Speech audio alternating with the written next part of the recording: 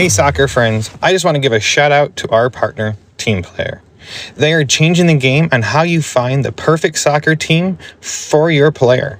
Parents, this means no more endless social media scrolling to find information on teams.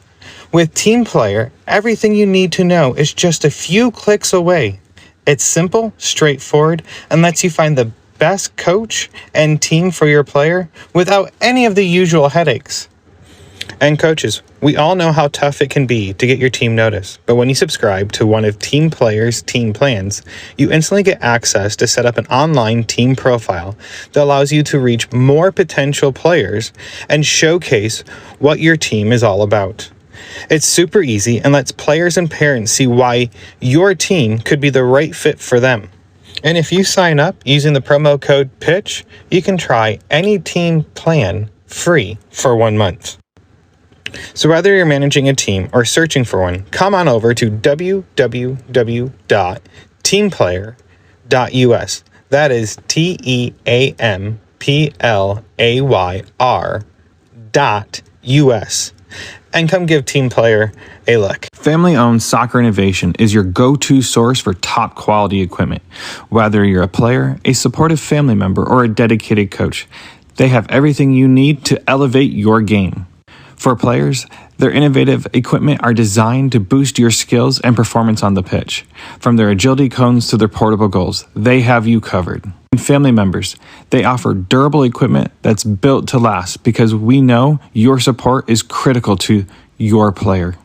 Coaches, trust me, they can provide the equipment you need to run effective training sessions and shape the next generation of soccer players.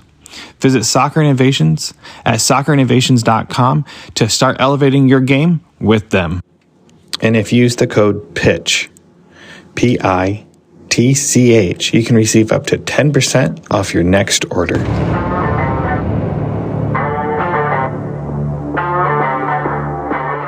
Hello and welcome back to Chat by the Pitch. This is Ian Babcock, your host. This week I have Jason Carney, the author of Great on Paper and Shh on Grass. I'm not going to leave the explicit out of it, but this episode is all based on this book. He is the most controversial, I believe, youth author right now for how to correct our ever-going youth soccer program. And if you're looking for a guidance of a blueprint, this is pretty stinking good. He doesn't hold back. He's honest. He's forthright with it all. Before I say any more, I'm going to say, let's start this chat and head to the pit.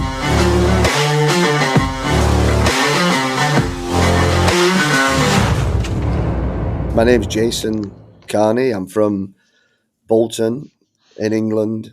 Moved to the US in 2003. I spent all my life playing, obsessed with the game, loved the game. And then I realized at some point I'm going to have to stop playing. And then I thought that I can't be not involved in the game. So when I was young, 23, 24, started coaching, started taking my licenses. And when I was 26, I was lucky enough to be hired by Preston North End. And I worked there for 6 years. Had a great time. It was a great foundation. Learned a lot. Coaching there fit in with the values of who I am and how I act. So it was a great education for me and a great time. And in 2003, I moved over here to the US. Lived in Virginia for 5 years, just coaching, just for fun. And I also had a day job, so it wasn't like my full-time thing. But still loved it, still wanted to try and get back into the pro game. But moved to Portland in 2008 with my wife. She's from Seattle. Ended up coaching at FC Portland, where I'm at now. Got a little bit disgruntled with youth soccer in the US and how it was run, and there didn't seem to be some kind of development plan. And I was coaching kids at 16 that had been at clubs for 8 years to 10 years, and they were still not very good at it, and they didn't have an understanding of the game. So I retired for a couple of years, and then in 2019, I was lucky enough to be hired by FC Portland as the director of coaching. So I'm still there. So I've been there since 2019, doing it full time, and I love it. Trying to obviously help people understand the why of you should be playing youth sports, and helping coaches to get better and all row in the same direction. That's important to me. That was important to me as a player. And as a player, I always seemed to be more successful when I was sat in a locker room with humble guys that understood what teamwork was. So that fit in with my culture of who I am. So I've tried to create that at FC Portland, and yeah, I've been doing it for 6 years, and we're progressing nicely. But I still feel like I've just scratched the surface on what I want. I think society is fighting back against what I believe in. So I just feel like I've scratched the surface, and I just keep banging on the door of trying to follow some long-term development plan. Love it. I like how near the end there you're talking about sitting in the locker room with a bunch of humble guys. I think parents need to, I'm looking at it from a parent perspective right now. Parents need to understand that we need to be humble so our players can learn to be humble. I think it's very hard for the reason why you talked about this in your book, and that's why you're on today. It's to talk about, highlight some topics from your book. And that was one thing that resonated with me a lot, was near the end when you asked, why are they playing? And I think you touched about the parents and you touched about the players. And I think the only way our players will learn is through their parents. And that humbling thing, it's a game changer for on all levels. And that's a topic we can talk about in a little bit. And I'll ask a few questions about it because I think that's important. But let's start in right away with everything. As a parent, this is the hard thing, I think, for most people to be sitting on the sidelines and talking, is let's start right into it. The wins and losses and the lack of focus on development. I think as a parent, this is a critical problem we miss. And how do we approach this is very different here in the United States than the rest of the world. We don't have a soccer culture. We don't have a soccer community. So how do you try to teach parents that you work with on understanding the value of development over results at the end of the day? Yeah, I think I'm uncomfortable sometimes saying parents. I always say it's the adults, whether that's coaches, because there are a lot of coaches that are certainly not angels. So I don't want to put it on the parents, because they do get blamed for a lot, and rightly so on some occasions. But I think it's the adults that that spoil the game for the children, and how we speak to them, or how we perceive that the game should be looking, and we don't even confront our child on what their thought process is. I just think we have a culture here that everybody loves winning, and if they don't win, it's who can we blame? Now, I think that's a terrible environment for a child to grow up in, because as soon as a child complains, their parent backs them up with it. Now, I certainly wouldn't be telling people how to parent the children, but if your child's complaining, I think the right thing to do is to give them a realistic picture of why did this happen? Why did you experience this failure, or this loss, or this tough practice that you had that you weren't very good? How are you going to deal with that? So the culture of winning only, like, it really, really concerns me, because society is driven by success. You go on all these social media things, and everyone's posting about how great everybody is, and it's just, for me, it's not reality. And I try and help the parents. Obviously, we speak to the parents when we get together at the start of the year. We have an all academy meeting where we explain what we do, and how our behaviour, how we expect our parents to behave. And we speak about long-term development plan, and we speak about having a game model. But coaches, I think, are under a lot of pressure to win games. I get loads of parents chatting to me when we win, but I've also had it in the past where these chatty parents, as soon as we lose, they won't speak to me. That's a terrible place for a coach to be in, because now you're trying to fight. As a coach, I don't want to be like kissing the parents' backsides, but I still want to be friendly. I still want them to know that I'm approachable. And if we do go away and I'm sat there having breakfast at the hotel, you can certainly come and sit with me and have breakfast with me.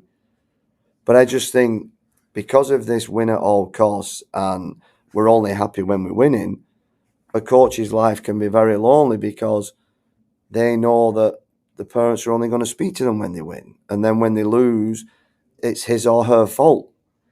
I think that's a terrible culture for anybody to be in, and especially for our children to see that. They've just got to hear that message consistently of, hey, this is about long term. And I try and remind parents about one boy on my high school team. He's my best player. At U11 at FC Portland, he was on the third team, but he's my best player in high school now. All of us are we're long-term developers, aren't we? There's only the odd percentage who are just fantastic right from the off, and they're just talented, and not necessarily a lot of them have the right character, but they've got talent and they're just good. It's no effort to them. But I think the majority of us, 95% of us, have to work our tails off and keep fighting to develop. And we're all long-term developers. I was certainly better when I was 18 than when I was 13. I didn't play high school growing up, but I left high school at 15 and went straight playing with men. And then year after ended up playing semi-professional. I wouldn't have dreamed of that at high school because the teacher wouldn't pick me because I was tiny. But parents have to understand that everything for their child and for themselves is it's long term, and you're always learning. That's the part that we don't have in our culture of it's instant success. Where am I right now? Where are you right now? But you know that if you keep working hard, there's a process, you'll be better in 12 months. That's why I always tell my players when I take them, no player will ever get cut from my soccer team if I'm your coach the following year. Because surely you will be better than when I first got you. So I'm going to continue with that and helping you grow. And why would I want to cut you where I've spent 12 months of working with you for a brand new player who I've got to try and help navigate what development is? I'd rather invest in that 12 months I've worked with you and make that a 2-year thing, make it a 3-year thing. But we just don't have that in our culture, it's damaging the game. I think it's damaging the kids, but nobody does anything about it, Ian. But we all know about it, but no one's doing anything about it. And that's what triggered me to write the book. This goes right into the other issue is parents need to start understanding how to hold the clubs responsible. And I think you talked about it, and it's parents need to understand that a club should have a long-term plan of development and what it is. How do we, continuing down this path of development, how do we ask parents or convince parents to say, this may be a winning team? Are they cherry picking, or do they actually have coursework for long-term development? Most coaches I talk to now, their club is either building a playbook for the coaches to work with, a long-term development plan for the coaches that will trickle down to the players for long-term development within the club. And I know that if you go to an MLS club, they have a game plan. It trickles down from the first team all the way down through the academy, especially for the top competitive teams. That may be more so for them than the 3rd or 5th or 16th team in that age group. But at least that's how it is here. You look at the top teams, they're playing the same style as the first team. And parents need to be better equipped and ready to go ask these questions to the club. So how do you recommend them or encourage them to talk to the clubs about the long-term plan? Because I had this conversation with the parent and they laughed at me. I'm like, no club does that. And I'm like, the good clubs do. I So how know do you the thing encourage or is, recommend parents to continue down this path? I mean, wouldn't every parent want the child to play in an environment where there's a plan? You would think so, wouldn't you? I mean, that's like taking your child to elementary school and all the teachers are there and we don't know what we're doing. Or I do something different. There's no curriculum here. Right. You would grab your child's hand and turn around and sign them up for another school. But in new sports, we accept that. The sad thing is, Ian, I think the majority of people don't care about whether you've got a plan or whether you put the person first or the athlete. People don't care about that. It's, do you win or do you have a fancy name? Are you playing in one of these acronym leagues? You could make up I could make up a league right now and call it we've just joined XYZ, and the amount of people that will come and join, they'll have no idea what it is, and they won't ask, but they'll come because it sounds good. So Right. I always say to parents when they do leave, look, it's no problem. If you don't want to be here, you shouldn't be here. But always make sure whatever club you join, reach out to their director and say, do you have a development plan for my child? And can I come and see it? Some people ask me to email it, and I'm not throwing our plan out all over email. I'll sit with you, and I've got hard copies, and I'll show it to you. But I think that's a question that should be asked. Do you have a plan for my child, and can I see it? And now you can base your decision on whether you want to join that club on their answer.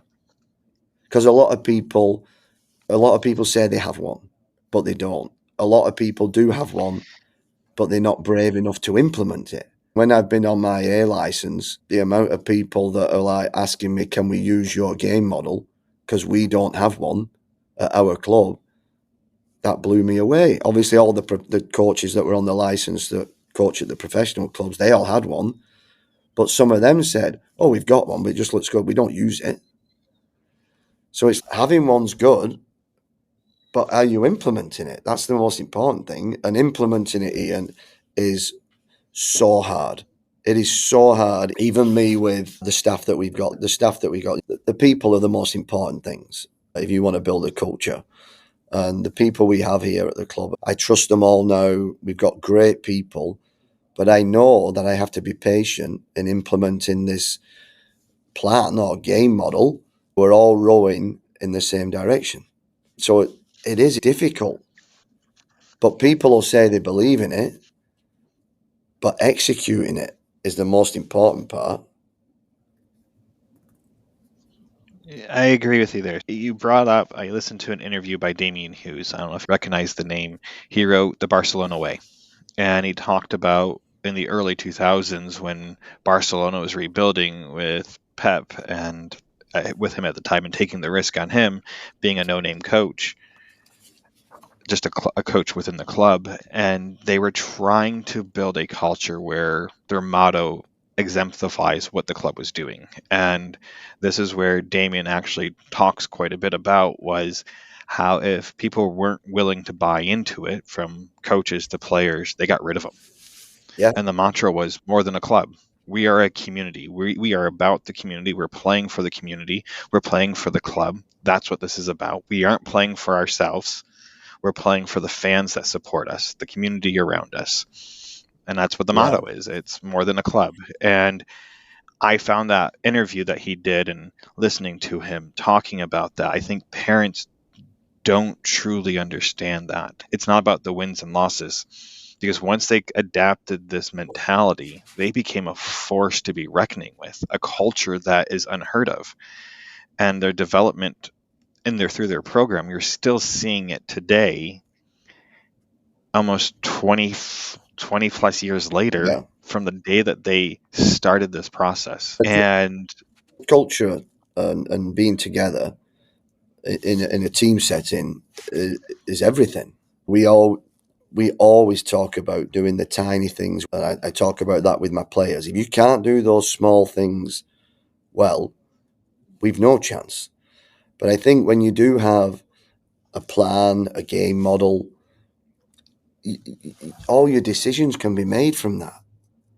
Where I loved bringing in a game model to FC, not to be like, oh, look what we're doing, this looks fun. I want to see who's on board. And the amount of pushback you can get from coaches, that kind of blew me away, because I was a coach going coaching at a club, and I sat down and the director come to me and said, here's our plan. I would love that. But it gives you something, you can relate to something. So anything that goes on the field or in developing a player, you've got something to fall back on. And then obviously when things don't work out, I've been in the role now, this is going to be my 6th year. We've done 4 game models, because my first one was just the ramblings of a madman. And then that doesn't work. That's too much information. It's like 100 pages. And I'm like, I've gone too far with that one. And then you do the second one, and then you start talking to staff. So now we've had our 4th one for 2 years now, and we've not tweaked it that much, because this is a good one that we can carry on building from our principles of play. And this is set now. Obviously, we'll keep tweaking it. But I say to the coaches, if we're not following it and we're rowing in the same direction, we can't tweak it if we're not trying to stick into the process of how we think players should be developed. So the coaches, I know we have 35 coaches here, and I know they're all at different levels of learning. So that's where I've got to be patient, and I've got to get out there, and I've got to help them.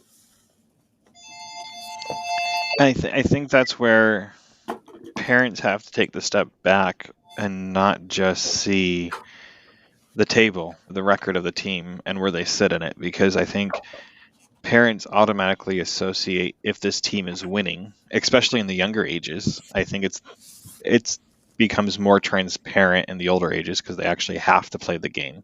They just can't their way through. They just can't muscle their way through it and be bigger, faster, stronger. They actually have to have the IQ. They have to have the technical skill, and they have to have the tactical skills to actually play the game, versus where parents just see, oh, this team's winning, I'm going to jump to this team. I don't know how many times I see kids at tryouts. We see kids at tryouts and they're just bouncing because they want a team that's winning.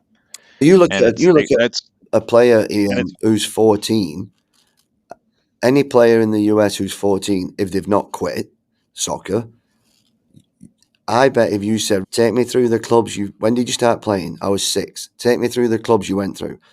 I bet you would get 5 or 6 clubs they've already been to. I think that's right. I think the key is, for a parent, is find the right environment. Which club has a reputation of developing?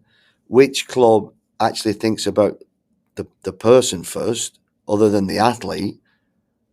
And which club they're not obsessed with winning. They're not posting all over that they're winning. Find that environment for your child, and their sports life. They'll be talking about their sports life for a long time. And then when these children have children, hopefully they're going to put their child through that kind of same environment. But if a child grows up with a parent saying, oh, you're losing, let's jump. Oh, you're on the B team, let's jump. Oh, this team's losing now, let's jump. How do we think those children are going to raise their children? It's probably going to be on the same path. And it's about breaking that streak. Sorry for interrupting. No, I'm certainly not the perfect dad. My kids will tell you that. But I'm really opposite of a helicopter parent. And sometimes I've realised that I've gone too far, where my kids actually want me to go and watch them play. But I purposely say, look, I'm your taxi driver. I drop you off. I might sit and read a book. I want you to navigate your sports experience by yourself. And so, I was talking to my daughter today, because I dropped her off because she's got a softball tournament in Medford, which is 5 hours away. And then she was like, "Oh, Dad, I'd like you come to one of my games this season." And I'm like, "Oh," and you know what I'm like, honey? I want you to do it. And I said, "But if you want me to come, I'll come. But and I don't think that's good for them, what I'm doing. But I'm that paranoid about ruining that experience for them. I just say, no, I want you to navigate your own sports experience. Listen to your coaches. Sometimes you're going to play for a coach that you're not keen on. As long as it's not an abusive environment, we stay and we keep working. My kids are oblivious to tryouts and jumping to any club because that's just not what I do with them. I have pulled my son from a toxic baseball environment because it was affecting his mental health. The club's telling him that if he leaves, he won't become an MLB player, which is absolute nonsense. And he believed that. And he's like, "Dad, I've got to stay. I want to play in MLB." And I'm like, "How about your goal is get on varsity for high school when you go to high school? What about that for a goal? They're talking absolute nonsense to you." So I had to convince him that the environment wasn't good for him because his mental health was being affected. That's the only time I've stepped in. I think we as parents have to take the step back and realize it's their life. We can live vicariously through them, but we have to do it standing away. Yeah. We can't live it for them. I think this is where it's very hard for parents to separate. I know that I struggle with it because I talk to my son's coaches. I talk to coaches. This is what I do on a daily basis. Yeah. And it's very easy to have my friendship might affect his relationship with a coach down the line. And it's something that I think about on a daily basis. It's will my podcast sway a coach to put Landon in a spot that he's not ready for, or they're mad at me because something I said, and now they're going to use him against me. Yeah. And I think we as parents have to take a step back, but we need to be asking the right questions. This is looking at it from the parenting perspective, is trying to see it through their eyes, not so much our own. And I think all we do see as adults, well, let's put it in the right way, like you said earlier, we see it through our perspective, our lenses, and not the child's. And I think one of the best things I've ever seen was talking to a coach, and he gives his players homework. Right. And in the homework, it's to watch a game, and he wants to see what they're seeing. And I'm like, you're giving too much freedom here. Have them all watch the same game and see how they all see the same game from a different scope. And he goes, but the thing is, they may not all have access to the same game. I go, trust me, if you need a game film, let me know. I can ask. I know connections. And I go, we'll get you a game film, and you all can watch the same game and see what you all see and see how much it varies from player to player. And they said, I might have to take you up on that. But I think as a parent, I'm taking a step back because I'm letting my kid learn from the coach, not me. I'll be honest. Like I tell everyone, I don't have a soccer background. Everything I've learned really about soccer has been the last 5 years. And your book hits on so many different topics. I agree with 99.9% what you said in the book. There's that 0.9 because that's the parent in me. I'm going to fight back on certain topics. No, that's fine. And we'll touch on that because this is where I have to learn as an individual, because I have to take a step back, just like you did with your kids, taking a step back. Your son, the one thing I've learned about sports in general, it's not the most talented that make it the farthest. It's the ones that can survive the game. I'm going to use a quote from Soccer Dave. We need to teach the kids how to survive the game today so they can survive the sport tomorrow. Yeah, the mental aspect is the highest. And the business side of the game. And I don't think kids truly are ready for that at 16 years old. But if we can prep them to understand of how to play with that little ball at their foot every day and be successful doing that, when they become mature enough to handle the sports side of the game, the mental side, the business side, we're setting them up for success. And it's not the most talented players that make it. It's the ones that can survive, that had parents like you taking the step back and letting their kids guide through the problem. You think about it, Ian, if there's a couple of things. If you're having your child work with a coach that you think, oh, if I upset him or her, they're going to punish my child, why are you having your child with someone like that? Because sometimes when I've had parents to me being like, oh, I've got a problem, but I'm worried that you might punish him or you might punish her. And I'd be like, really? I've given you that impression. That's the kind of person I am. You shouldn't be here. You should know that I can talk to you about anything. Your child will certainly not get punished. And then on another thing, if you're helicoptering your parent and you want them to be successful and you want them to reach the top, by being a helicopter parent and solving the problems, I can guarantee they won't get to the top. You're actually damaging them from reaching dreams that they want, which is fine, but it can't be the dream of the parent. I couldn't care less if my son plays MLB or not. He does. But sometimes I'll question what you're doing today. Do you think someone who wants to play MLB will be sat on his phone all day on the sofa playing games? Probably not.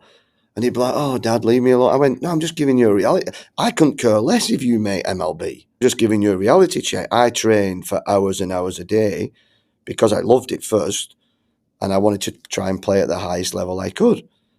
I didn't have a obsession about playing professional. It would have been nice if I did. I didn't. But I trained because I loved it. And I knew if I trained hard, I would probably reach the highest level I possibly could, but that my ability would allow me. But if a parent is always solving the problems for them, always reaching out to the coach when things go wrong, do you really think that your child's going to reach the top by doing that? I'll tell you right now, it's a no. I've emailed a coach twice in my life, and those 2 times I've shown the email to my son and said, right, here's what I'm saying. What do you think? And on one occasion he went, no, I'll leave it. And I went, okay. And on another one he went, yeah, send it. That's okay. And that's it. I've done it twice. But I asked him, and I think that's where we go. That's where we're going wrong. We're trying to do it for them. I listened to a great sports psychologist, Bill Bezick, and he said it perfectly. He said, we love our children too much. And then you're like, that's kind of weird. I love my kids. And then when he starts explaining it, we jump in to solve problems before they've even attempted it themselves. And I've been guilty of that with my kids. I think we all have. But sometimes I've got to check myself and be like, whoa. I'll walk past the litter tray and it'll be full and no one's done it for days. And I'll get on my knees and I'll be like, hold on, I didn't want the cats. What am I doing? And then I just walk out and say, right, do the litter tray. Where I was going to do it. And I'm like, well, no, that's not good if I'm doing it. I said, I don't want any cats. But I'm doing the litter tray and feeding them every morning. I totally understand that as a parent. I had nothing against my parents. My parents were I was one of 6 kids. We didn't grow up in a socially economic family, like being in a large family. And so whoever was the oldest boy at home got a lot of the chores at home. And I fell at that at a very young age of about 12 and maybe a little bit younger. And my oldest brother moved out and he is 8 years older than me. Right. And so when he was 18, I was 10. I started to mow the yard at 8 years old. And we had a push mower for 2 acres of property, and it wasn't self-propelled.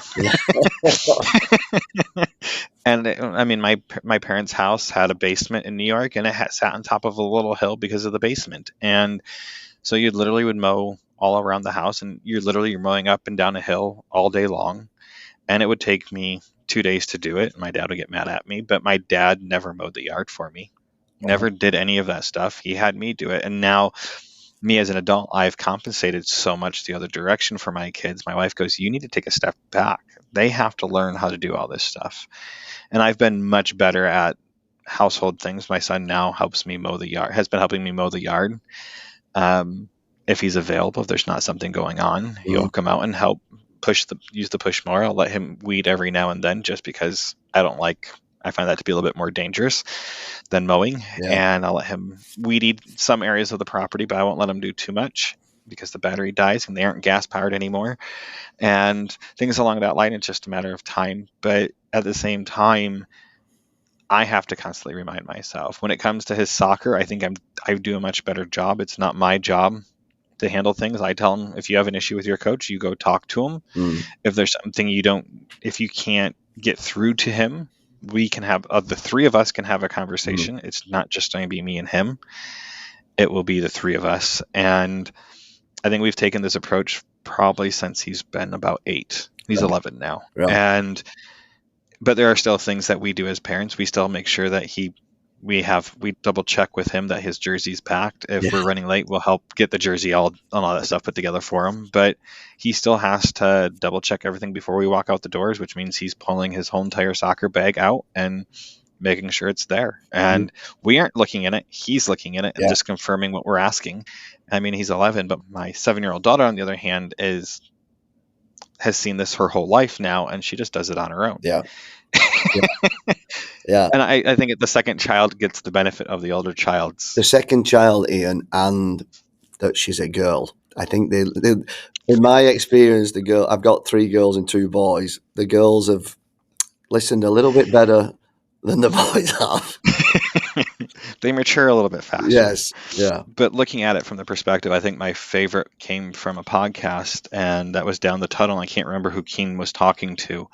And it was a player packed 2 left cleats. He packed his brother's left cleat. They wore the same size cleats. And the parent's like, oh, I'll go home and get it. He goes, no, he's wearing the left cleat the whole game. He has to learn to pack his bag correctly. Yeah. And he's, the kid never forgot, whoever he was interviewing, Keen was interviewing, the player never forgot his cleats again. Yeah. He remembered them. And I find it funny, you hear parents, oh, my kid forgot their shin guards. Oh, I'm going to go buy him a new pair down the road. Yeah. And I'm like, nope. I've had that. He either borrows one from someone else or he doesn't play. As much as it makes me mad that he forgot it, that's a conversation we can have in the car. Yeah. I had that once where one of my players, he forgot his cleats. The dad said, oh, I'll go to Dick's and buy him a pair. And I said, no, you won't. He's not playing. And our goalkeeper was decent on outfield. And so our goalkeeper said, hey, he can borrow mine the first half, and then he can go in goal the second half, and he can wear my sneakers. So I'm like, okay. So I put that to him, and he was like, I'm not going in goal. And I went, wow. So not only have you forgot your cleats, you've got a goalkeeper there that's saying you can borrow his, but only for the first half, and you're refusing. And he's like, yeah, okay, you'll not get any game time. And then he sat on the bench and was complaining about how the guys were playing. So I looked around and I said, hey, yes, we're not playing well. It shouldn't be coming from you, bud. That's for sure. I said, you cannot say anything about the performance. And he was our best player. But I said, you got to learn from this. The dad was distraught that his son wasn't playing. And I was like, no, it's a lesson for him. I can't put him on the field if this is what he's done. And he's moaning about how they're performing. That's ridiculous. He's got a few life lessons he's got to learn here. That his goalkeeper was willing to help him out, and he refused that. Then he sits on the bench and whines about how they perform. He's had to learn like 3 valuable life lessons here of this is not what you do. Right. Going back to what you said about the parent was in distraught. I think parents become distraught over it because of they're living vicariously too much through their kid.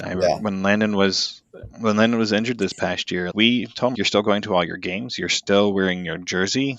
I know that you're on crutches and a knee brace, but you can still go out and help. You can ask coach what you can do to help. Yeah. And so he sat there, and it's the most I've ever seen him talk on this. He was standing up and help coaching and trying to be part of the game still. And I was very proud of him. And I'm like, let's see how long this continues. As soon as he was able to put his boots back on and go back out there and play, he's never done it again. He's been subbed off. But that's so good for him. But all the players that are injured for me, I say to them, look, I want you to come out I'll print off the session plan of what we're doing, and you can stand by my side, and I'll give you the plan, and then I'll explain to you what we're doing, why we're doing it, and what the principles are, and what I'm looking for. And it helps them too with their injury, because being injured sucks if you're not playing. But Right. they love it. They stand by me, and I ask them when the exercise is going. I'm like, "Hey, what do you think?" And they were like, "Oh yeah, I understand why you're doing all this." So it helps them. I became a better soccer player when I started coaching, because It's when I started coaching, I was like, "Oh shoot, I've been practicing wrong for 15 years." That's exactly what I've been telling my son. I tell everyone, I think once you become about 10 years old, I think every player, my wife suggested it years ago, at 8 years old, that they should start mentoring kids 2 years younger than them, starting at 8.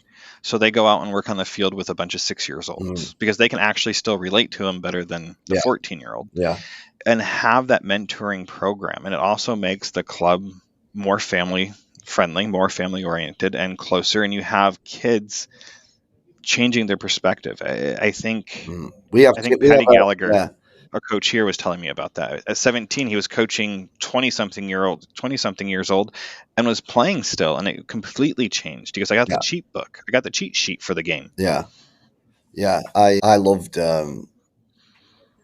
moving into coaching, and then it made me so much better. And this, we have our young coaches here helping out with our junior academy. So they coach the players in the club are coaching these young players, and we mentor them. We try and help them, but they love it. But it's funny, we love it, but sometimes you've still got to give these volunteer coaches that play in your club. You've got to give them a little bit of tough love sometimes, where they'll come and then they're helping out, but they're juggling. Right. And it's like, whoa, whoa, whoa, what are you doing? You're not here to work on your juggles with us. You're here to help. That's one of my pet peeves with coaches when they're at the session and the coach is juggling. I'm like, what are you doing? I know coaches that jump into it with the players, and they'll get to see who can juggle the longest. And once the last player drops the ball, and normally the players are trying to cheat to get the coach to lose. So I've Yeah, seen that happen with the younger yeah, ages. It's always fun to watch because they're trying to make sure their teammate wins versus the coach who should yeah, win. yeah. As we're going through this development process, and this is a topic I know it's not in the same where we've been talking about, but parents on the sideline. I was actually rereading something I wrote several years ago, and it was talking about. I wrote it just like this. I said parents need to shut the hell up on the sideline, and I am probably one of the more guilty parties of this next question: is how do we better educate parents on being more tactful and respectful on the sidelines when it comes to officials? Because I know our kids pick up on it. So if we aren't being respectful to the officials, our kids won't be. I have made some pretty snarled remarks talking to my kid loud enough for the officials to hear. It's one of the games where my son ended up leaving because he got a cleat to the chest by the keeper, and the official called the foul on him. He had his feet planted on the ground, was ready to kick the ball into the goal, and the goalie came out, spikes up into his chest. And before that, about 2 minutes before that happened, I said, Landon, you can't fix trash. You Oh just play the no, game oh that you're given. no.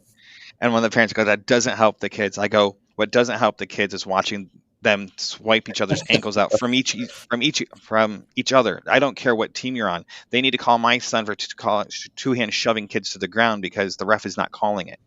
I even yelled, number 18, call him. He's two-hand shoving kids to the ground. It's my child. I'm telling him to call a foul on, and he blatantly refused to. Yeah, I'm sure It's your son doesn't like hearing you shouting, but it's he hard. tends to It's tunes hard. me It's out hard. pretty well. It's hard. It is hard. It's it's emotional. I don't care if it's a handball. It's when it becomes a safety concern. Yeah. Uh, Yeah, I don't care. That's where I lose my mind. I don't care about any of that. I'm always on this mindset. All right, you've had a bad call. What are we going to do about it? Right, you miss a call, that's fine. I'm saying where it starts escalating, Yeah, where or if kids are someone slide cleats my tackling from yeah, behind, and if someone that's where I get frustrated. yeah, It is if someone cleats my son in the nose, I'm still going to be like, okay, what are you going to do about it? I don't know. That's just probably my upbringing, and I actually like it when it does get a little bit rough.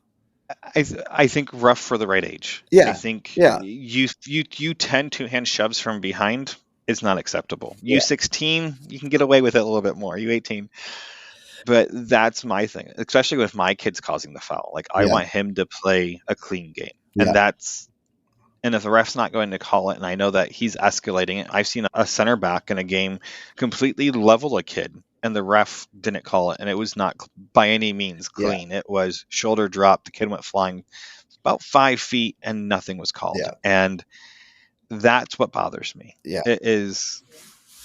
Well, there's It a gets bigger so problem. far out of There's a control. bigger problem here. Is I know we need referees, but we go down this path of we need referees. We'll get anybody in, even if they don't understand the rules. These referees go on these courses. There's no tough love given out to them. There's no accountability. My son passed a referee course. He's ready to referee. He doesn't even know all the rules. And I'm like, how have you passed? And then I go and watch him. And when he's doing it, he'd come off and I'm like, hey, a little bit of jogging won't go amiss. And he's like, oh. And he's like, come on, Dad. I went, look, these guys won't care about whether you get a call wrong. What they care about is, are you putting effort in? So running up and keeping up with play, I think we need to start there. But we've got a massive problem now in Oregon where this is how we've done it. We've put in these people on the field that are not qualified to do it, and they're really young. They're getting these calls wrong. Parents are getting emotional. Now parents are yelling at them. What are we expecting to happen? And I said to the state organisation, that's like me hiring coaches who are terrible, letting them coach a team and saying to the parents, come on, give me a break. It's my fault because I brought these people in. Yeah. And I read all the reffing forums. I'm in a lot of them, and I get that it's learning on the job. Now, it used to not be that way, from my understanding, talking to some older refs. You learned more on your way up. So you might go rec, and this is another problem we have, is that we don't have the rec organizations like we used to for these officials to get their bearings, where it's parents aren't super crazy. They just want their kids to have fun playing the game.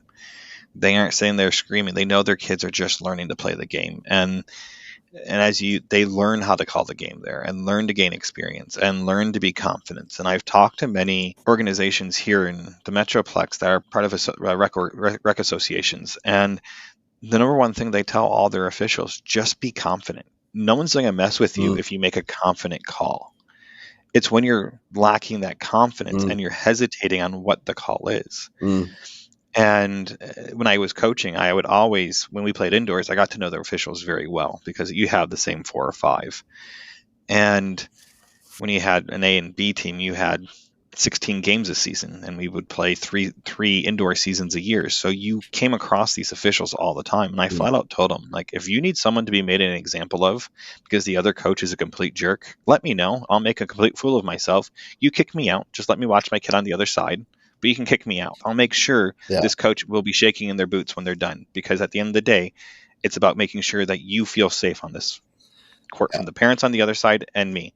And it's like, I did feel bad calling that referee trash. Yeah. But at the same time, when my son was leveled and then he turns around, wasn't doing a call anything, and he's on the ground grabbing his chest, and it's like telling him to stop play. Both parents on both sides. It's stop play. You don't know what's wrong. And he had no confidence. No. If he just went out there with a little bit of confidence, I think that parents would treat him completely different. I always love the refs that come over and say, look, I've reffed for a year. I'm not going to get everything. I'm not going to get everything correct. Just give us a break.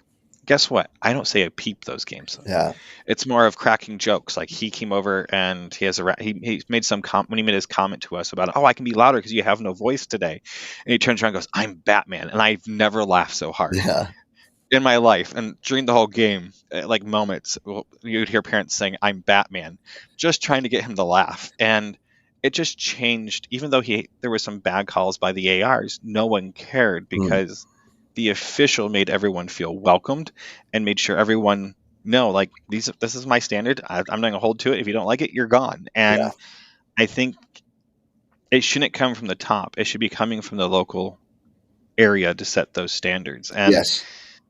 And looking at what U.S. soccer has just done for referee abuse, I am very scared that as parents will see this, and you're going to have these officials have one word or one uproar from a parent, and they're going to just clear the benches on the sidelines, and parents will all be kicked out because this official, as horrible as it sounds, has an ego issue and doesn't want to deal with it.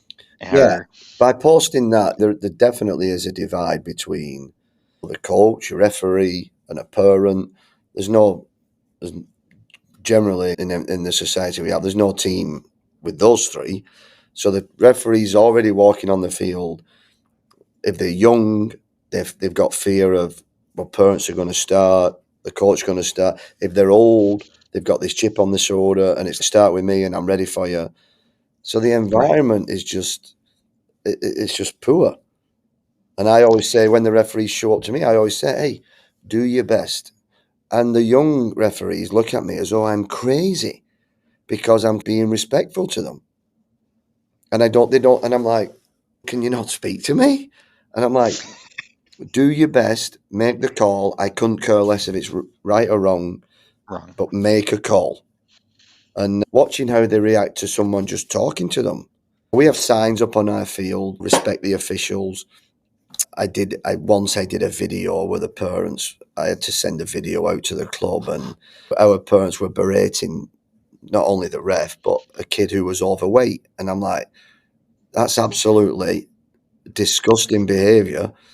And if I find anybody doing that, you'll be kicked out of the club. Is that what we've come to, where we're berating an opposition player who's a little bit overweight? What is going on here? Right. I don't know. As parents, my kid will now say, I'm just a child, leave me alone. There was one game he made a bad throw in. I don't know what he did. He did the throw in, and the ball went weird, and I think he went backwards. Like, he lost his grip on the ball. It was rainy that day, and they called him chicken arms. And they kept on teasing and cursing at my son. And I finally went up and found the local person. Like, look, I am to the point where I don't want to have interactions with these parents. I'm up walking because I'm about to go get in an altercation, a verbal altercation. I'm like, I won't hit anyone, but I will defend a child. I don't care if it's my child or some other child on their team. If they're going to be picking on, I don't care. Kids don't deserve, no matter what the age is, as long as they're minors, they don't deserve to be talked to in this manner. And he came over and watched. And at halftime, the official did have a talking with the assigner. And there's more to the behind story of this referee, but parents were removed for harassing kids on the field from both. They're harassing their players on their team and players on my son's team. And I don't find harassing kids. I won't say barely anything if the ref looks like they're a minor, because at the end of the day, they're just learning and they are trying to do their best. But I will have a chat with the assigner afterwards. Like, I know they're kids, but why are they reffing a final for a tournament? Yeah. Like, these are the ones where you want your best people. Or you let them be an AR where they can learn and watch from whoever the mentor is in the center. If there's someone in the middle, like, I'm not going to say like this person doesn't deserve this opportunity, but they have to grow into it. Just like our kids, we don't put them on the top team if they're not ready for a top team. It would be like putting my 10-year-old into the MLS. Good luck. Go have fun. Yeah. Well, I've got to behave with referees anyway, because my daughter, she's a professional ref in the UK, so I've got to behave myself anyway, because she'll put me straight. If I ever get sent off or anything like that, she'll definitely get me on the right path. I think that's where we as parents have to sit down and have a real conversation. That's something that I had Brian Barlow. And it's like, I always say I'm a cheeseburger in recovery, because he calls us parents that misbehave cheeseburgers on the sideline, because he can't call them anything else. And I think that I think there's a fine line in our society now where there's not enough in the middle, and everything's so polarized. It's so far to the extremes. And I don't know, like, as parents, we have to be better educated. I sit there and talk to one of the parents now. And it's like, how does the official, what's your view on this? Because he's an actual official. And I've done all my coursework. I've done everything. I actually, during COVID, I got qualification done during that time frame because games were being canceled because they weren't getting refs. And I didn't want to show up to a game and have my kids' games canceled because there's no officials. But now, like, all I do is read. Like, it's to the point where I'm watching I joke, it's like the first thing, I don't read my corporate email anymore. I read the Law of the Game app. Right. I go and read their daily question and watch whatever video they have on social media, because as a parent, the best tool I have is to be better educated. Yeah, and that's the thing, Ian. A lot of people that are shouting at the refs don't know the rules. I yell obstruction. You'll see a good tackle going in, and then they'll be like, "That's a card," and you're like, "What are you talking about?" Yeah, so yeah, it's hard because it is emotional, and because of this culture of winning, that's why the sidelines are like they are, because everything's about winning. I always say you can sit in a parking lot and watch your family walk off the field, and you've not watched the game, but I can tell you who's won and who's lost by the reaction of the parent. They're high-fiving, they're hugging the kid, and you're like, oh, they won. The other one's 15 yards in front, turning around, saying, hurry up. And it's also so obvious. I think that's one of my favorite points now walking off the field is when I'm able to collect my child. You can say, I put my arm around him, say, I love you, I'm proud of you, and let's get to the car. I think that's the most important thing we as parents can do, is let them talk about it. And me as a parent, I have done enough talking to enough smarter people than me, and that's the big thing now I'm trying to get my son to do, is his journaling. Right. And it's the reflection of his games, his reflection of training for the week. And he's 11, but if he starts doing this now, and this goes back to where we talked about development, it is giving them a chance to reflect. And if they ever put in there, I always said, I hope he never writes in there, my dad yelled too much at the officials in the game. So it's like a motivation on the sideline. That would crush you if you saw that. Yes. Or if I'm recording a video and I'm sending it to my wife or a family member or a friend, or I'm recording it for his social media account, and I hear myself talking or yelling. I don't mind myself talking to the parent next to me. It is screaming at the officials. I've learned having to have a camera in my hand makes me very quiet because I don't want it to be heard. I've realized as a parent, like when it comes to the officials, we also have to be developed. And the best advice I was given recently was, go find that parent on the sideline that you admire, if it's on your team or another team, and buy them a cup of coffee and figure out what they've learned. And they said, I guarantee it's going to be a family that's 1 or 2 years older than you, your player, and sit down and have a conversation and ask them, how do they stay calm? How do they stay? And they told me they guarantee me it's time. By the time they hit U13, most parents need to learn to relax, because at that point it is a different game.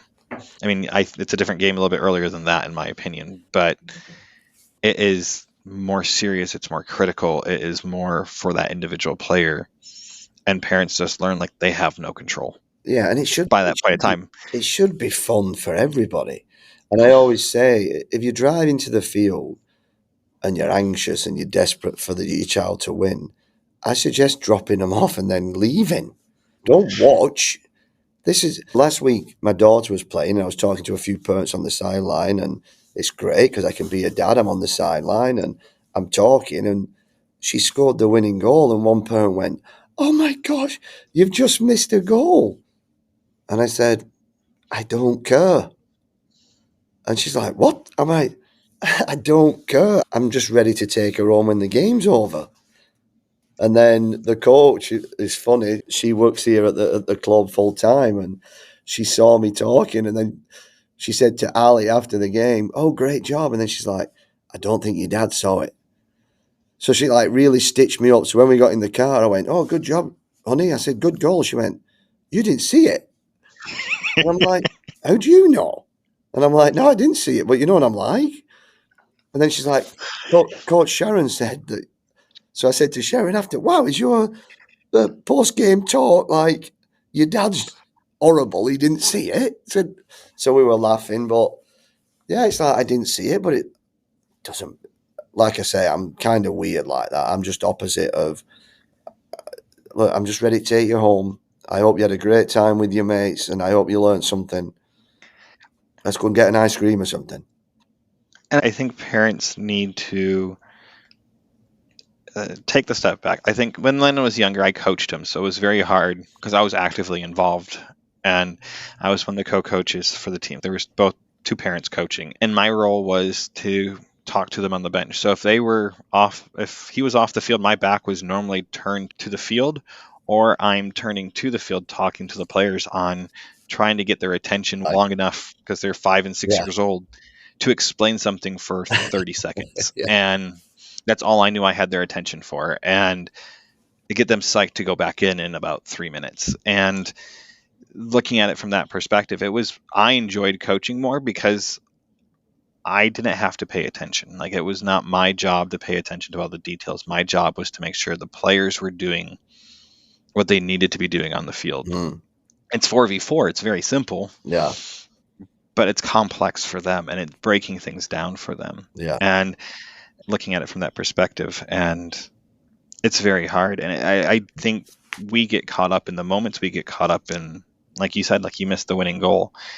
As a parent, I always tell them, like, I don't care what happens to the end results. I care how hard you work on that field. I need you to come off that field exhausted, like you spent every energy, and you can't go play another game in 20 minutes. Yeah. Or an hour. Yeah, I've always said, Ian, that would be great as a coach to walk off from a 2-1 loss and a purr and say, wow, coach, that was a great effort by the team. That's all you can ask for. Hey everyone, I hope you all have enjoyed this week's episode of Chat by the Pitch with Jason. He has done a lot in this book, and we just touched a smidgen of it in each episode. So this is a 2-part series. I'm going to give my final opinion at the end of episode 2, but go buy his book. Go support what he's trying to do. It's a great book, great read. He did a great job. And then you can join in this discussion on all the social media forums that are out there. Hey everyone, if you guys have enjoyed this podcast, have enjoyed what I've been trying to do, the messages that I'm putting out there, please give me some ratings, some stars on all the podcast sites that you listen to this on. Give me a review, share this, share with others. The more I can make this grow, the more I can continue doing this. I'm really trying to make a difference in our soccer community. So I hope you guys have enjoyed all this. And until next time, I'll see you at the pitch.